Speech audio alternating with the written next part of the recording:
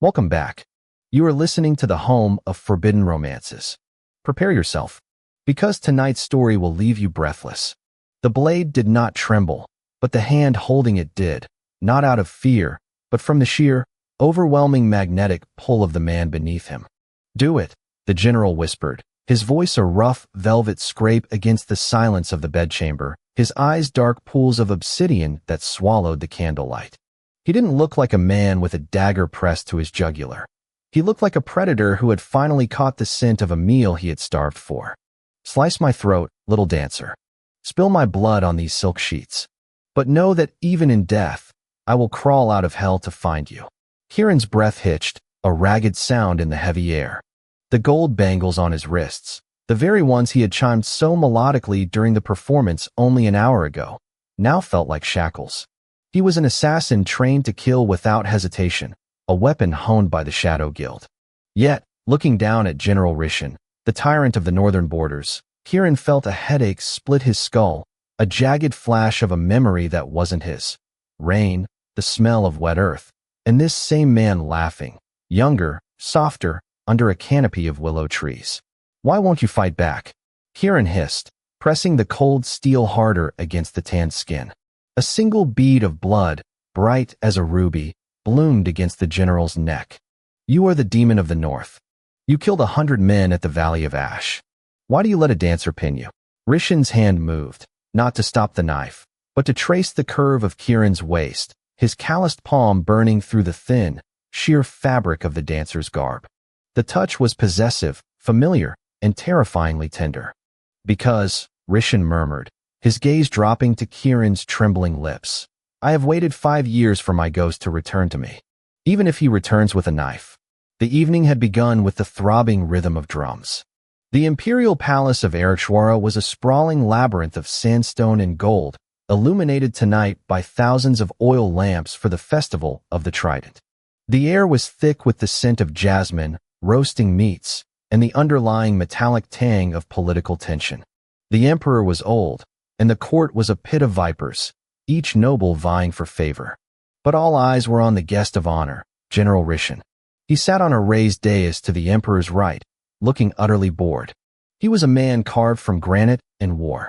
His hair, black as a raven's wing, fell loosely over broad shoulders clad in armor that was more functional than ceremonial. A jagged scar ran from his jaw down to his collarbone, a souvenir from the campaigns that had expanded the empire. He drank his wine like water and ignored the courtiers who fawned over him, until the music changed. The heavy thrum of the chinda drums began, a primal, rolling thunder that vibrated in the chest. The lights dimmed, focusing on the center of the court. Kieran stepped into the circle.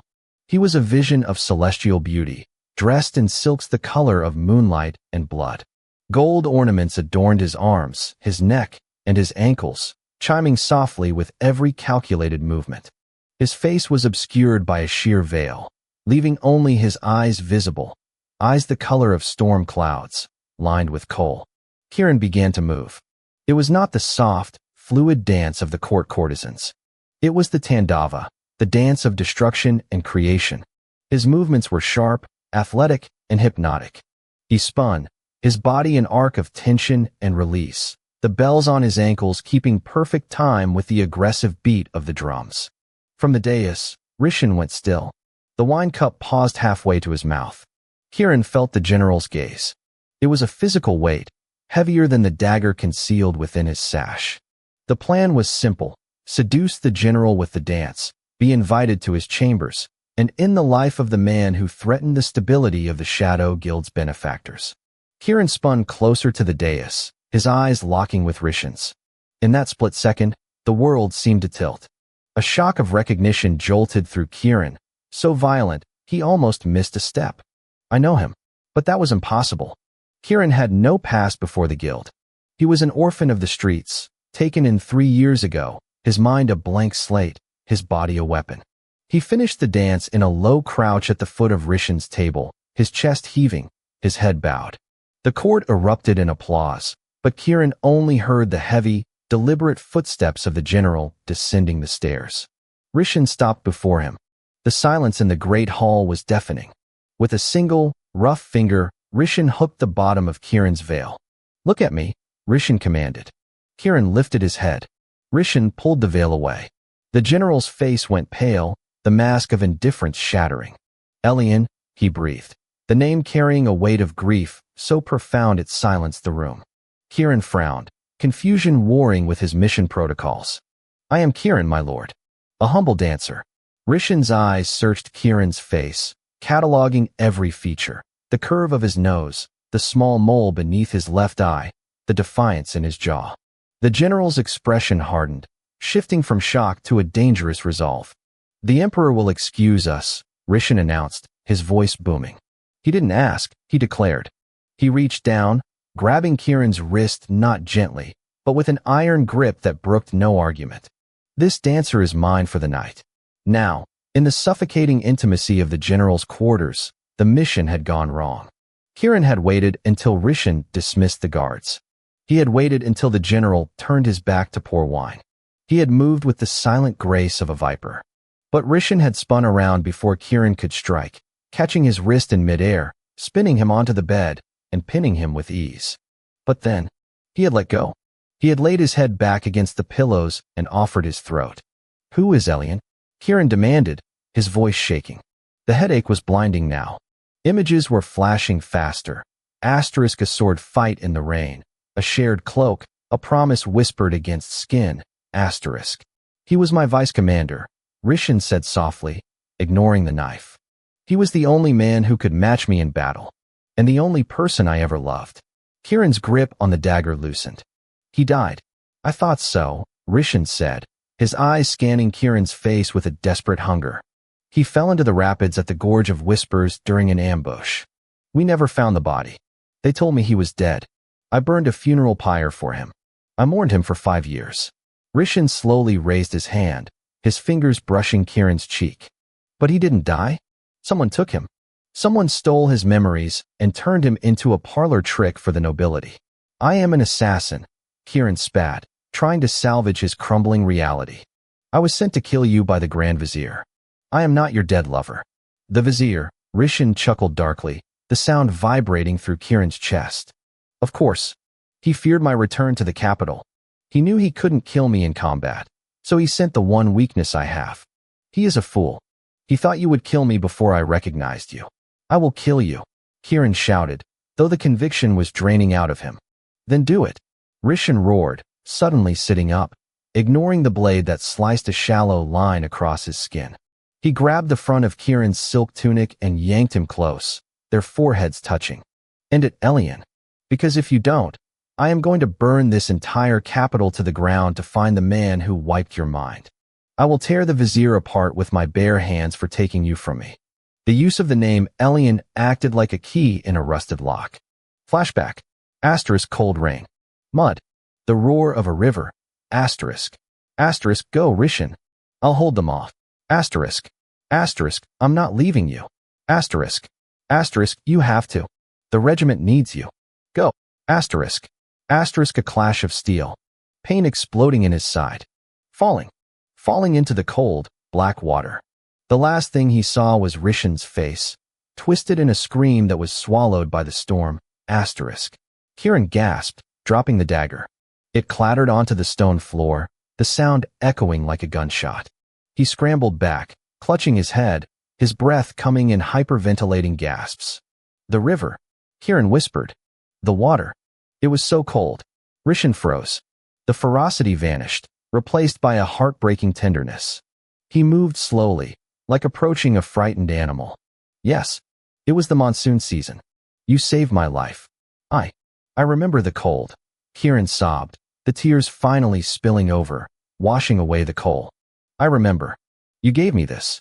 He instinctively touched a faint, white scar on his shoulder, hidden beneath the silk. Rishin's eyes widened. He reached out and pulled the silk aside, revealing the star-shaped scar. He pressed his lips to it, a kiss of reverence. "A stray arrow. You took it for me." Kieran looked at Rishin, really looked at him, and the overlay of the tyrant vanished. He saw the man who had sat by his bedside when he had a fever, the man who had braided his hair by the campfire, the man to whom he had sworn his soul. "Rishin," he whispered, the name tasting like home. Rishin let out a sound that was half laugh, half sob, and crushed Kirin into his arms. It wasn't a gentle embrace. It was a collision. Rishin buried his face in Kirin's neck, inhaling deeply, his strong arms wrapping around Kirin's waist as if he intended to fuse their bodies together. "I have you," Rishin murmured into his skin. "I have you back." For a moment, there was peace. But the world of the court allowed for no such mercies. The heavy oak doors of the chamber exploded inward. Splinters of wood rained down as a dozen heavily armed royal guards stormed the room, their armor clanking. At the center of them stood the Grand Vizier, a tall, skeletal man with eyes like a snake. Disappointing. The Vizier sneered, looking at the dagger on the floor and the embrace of the two men. The conditioning was supposed to be absolute. The Shadow Guild promised me a weapon, not a reunion. Rishin stood up slowly. He placed himself in front of Kirin, shielding him completely. The general was unarmed, dressed only in loose sleeping trousers, but the aura of death that radiated from him made the armed guards step back in fear. "You made a mistake, Vizier," Rishin said, his voice low and terrifyingly calm. "And what is that, General?" "You gave me back my heart," Rishin said, reaching out to the side. Kirin, moving on pure instinct born of years of partnership, kicked the fallen dagger across the floor. Rishin caught it in midair without looking. "And now, I have nothing left to fear." "Kill them both," the Vizier shrieked. The guards charged. It wasn't a fight, it was a massacre. Rishin moved like a whirlwind. He parried the first spear with the small dagger, stepping inside the guard's reach and delivering a lethal blow. But he wasn't fighting alone. Kirin was no longer the trembling dancer. He was Elian, the vice commander, the shadow assassin. He snatched a sword from a fallen guard and spun into the fray. They moved in perfect synchronization, a dance far more deadly than the one in the court. Back to back, they were a bladed storm. Rishin was the brute force, the hammer that shattered shields. Kirin was the scalpel, the precision strike that found the gaps in the armor. "Left!" Kirin shouted. Rishin ducked instantly, allowing Kirin's blade to slash the throat of an attacker lunging from the shadows. "Hi!" Rishin barked. Kirin dropped to his knees, hamstringing a guard while Rishin drove the dagger into another's chest. Blood sprayed across the fine tapestries. The room smelled of copper and ozone. Within minutes, the 12 guards lay groaning or silent on the floor. Only the Vizier remained, cowering by the shattered door, his arrogance replaced by trembling terror.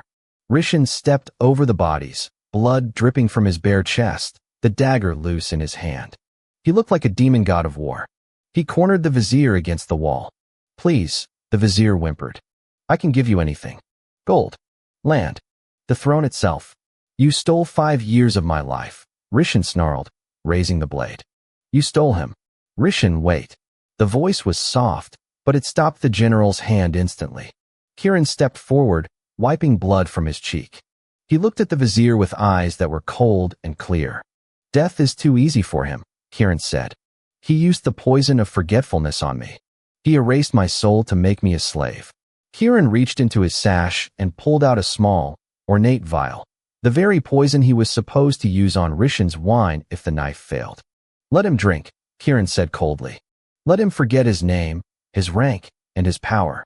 Let him wander the streets as a beggar, knowing he lost everything, but never knowing why."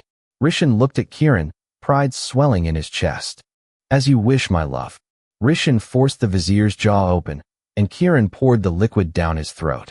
The Vizier choked, his eyes rolling back as the potent mixture took immediate effect, shattering his mind into fragments.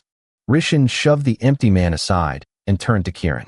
The adrenaline of the battle was fading, leaving them standing amidst the carnage, chests heaving, blood splattered but alive. "Are you hurt?" Rishin asked, checking Kirin for wounds. "No," Kirin shook his head. He reached out, his fingers tracing the scar on Rishin's chest, then moving up to cup his face. "I remember everything now. The academy, the war, the promise." "The promise," Rishin repeated hoarsely. "That when the war ended, we would leave the sword behind." "The war isn't over," Kirin said, looking at the unconscious guards and the ruined room. "The Emperor is weak. The court will come for us." Rishin smirked, the arrogant, charming smile that Kirin had missed for half a decade. Let them come. They forgot who commands the northern legions. By morning, the army will be at the gates. We won't run, Elian. We will take this kingdom, and we will rule it together. Kieran smiled, a sharp, dangerous thing. He leaned up and kissed Rishon, a kiss that tasted of iron and victory. It was a seal of a new pact. No longer servant and master, no longer assassin and target. They were partners, soulmates, kings. Together, Kieran whispered against his lips. Rishon swept Kieran up into his arms, carrying him away from the blood and death, out towards the balcony where the moon hung heavy and full over the sleeping city. Welcome home, Elian. And that is how the viper tamed the wolf, not with a blade, but with a memory of love that refused to die. If you enjoyed seeing Rishon burn the world down for his lover, destroy that like button. And tell me in the comments, would you forgive a husband who tried to kill you if he had been brainwashed? I'll be reading your answers. Subscribe for the next chapter. Until then, prompt image. Prompt. Masterpiece, best quality, high-res, 1.2. Korean manhwa style, semi-realistic, digital art. 2 men, BL, Yaoi, man 1. General Rishon, tall and muscular, long wild black hair, shirtless with bandages and battle scars, olive skin, intense possessive expression, holding a bloody dagger. Man 2. Kieran, slender but toned, wearing torn sheer red and gold dancer silks, veil falling off, intricate jewelry, holding a sword, leaning back against man 1. Background is a destroyed lavish palace bedroom, moonlight streaming through balcony, shattered wood, bodies of guards and shadows, dramatic chiaroscuro lighting, floating dust motes, cinematic composition, intense eye contact, sharp focus.